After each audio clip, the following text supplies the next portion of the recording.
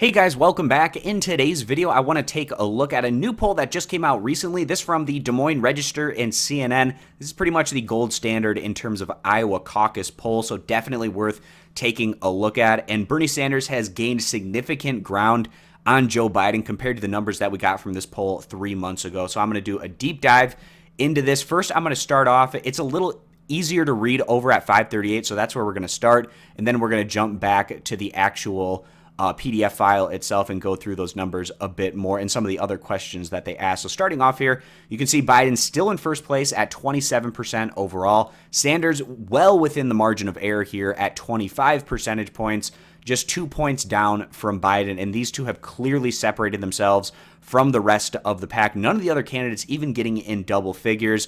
Biden and Sanders together have 52% of the vote, while all of the other candidates combined have the rest of the 48% of that vote. So taking a look at those other candidates here, Warren in third place at 9 percentage points, Harris at 7, Beto O'Rourke at 5, Booker at 3, as well as Klobuchar, and then all of the other candidates are either at 1 percentage point or 0. So all these other candidates, they have a lot of time to try to make up ground and build some momentum, but it's going to be tough because all of these candidates, the more that there are, the harder it is to get your name out there and start to build strong momentum. We'll see who's able to have success doing that in the coming months, but it's clearly Biden and Sanders that are running away with things, and a lot of that has to do with their overwhelming name recognition. These other candidates have a lot of work to do in terms of trying to close that gap. We'll see if they're able to do so. So now moving back over to the study itself. First, I want to take a look at the favorabilities of the top two candidates, Joe Biden and Bernie Sanders. Right now, Biden basically mirroring his favorability from the last poll. So 81% favorable in terms of that net favorability compared to 15% net unfavorable. Compared to the last poll, those numbers were 82 and 15 respectively. Now, when you come out and announce that you're running and you're going to get, for good or bad, a lot of news published about you, things that you've done good in the past, bad in the past, everything in between. And this generally has an effect to make you a little bit more unfavorable. So that hasn't hit for Joe Biden yet, but it did a little bit for Bernie Sanders.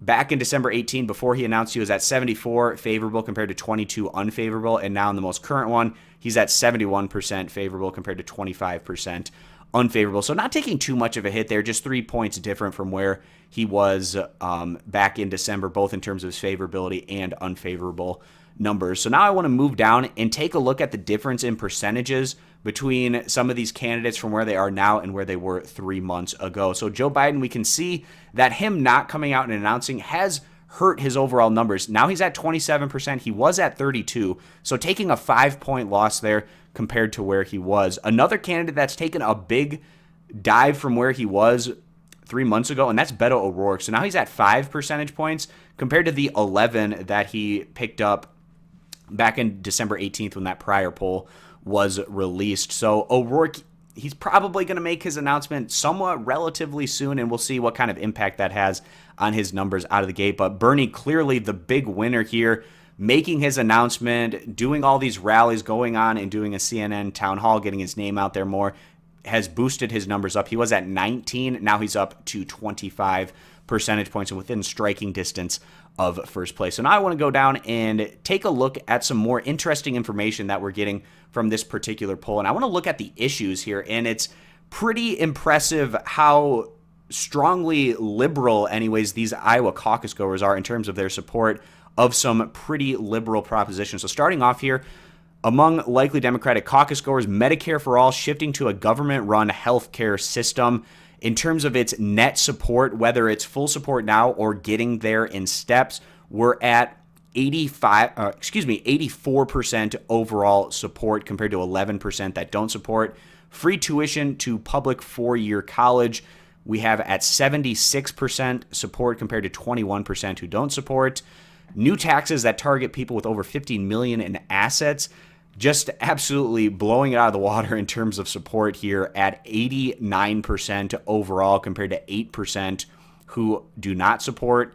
And then the Green New Deal, again, extremely popular, even more so than taxing people with over $50 million in assets, as this is at 91 percentage points compared to just 4% who oppose it. And then also legalizing recreational marijuana nationwide. Again, very strong support here from Iowa caucus goers, 77% net support overall compared to 16% who are not supporting of that. So we see this is clearly the Bernie Sanders platform, and there's overwhelming support from that. But then we go over and we take a look at the candidates themselves, and it's just kind of interesting when you're doing these polls with voters where they support things, but then it has some contradictions here and there. And one of them seems to be in terms of their labeling of these different candidates. So Joe Biden, 6% think he's too liberal, 70% thinks he's right about right, 14% thinks he's too conservative. And you compare that to Bernie, 44% of voters think he's too liberal, 48% think it's right about where he should be, and 2% think he's too conservative. I'm not sure who those 2% of people are, but anyways, you can see the big stark contrast there. 44% of the people in these polls think that Bernie is too liberal, but then we go down and take a look at basically the front of his platform, and there's just overwhelming support where it's between 80 to 90 or so percentage points of support for all of these Bernie Sanders propositions and policies that he would try to implement. So just kind of an interesting contrast there. But that's pretty much going to wrap up this video, guys. Getting to the end of this particular poll that we're getting from CNN and the Des Moines Register. If you're interested in looking through this entire PDF file for yourself, I'll have it linked down in the video description. Subscribe for more of this type of content in the future, and I hope to see you guys back here for my next video.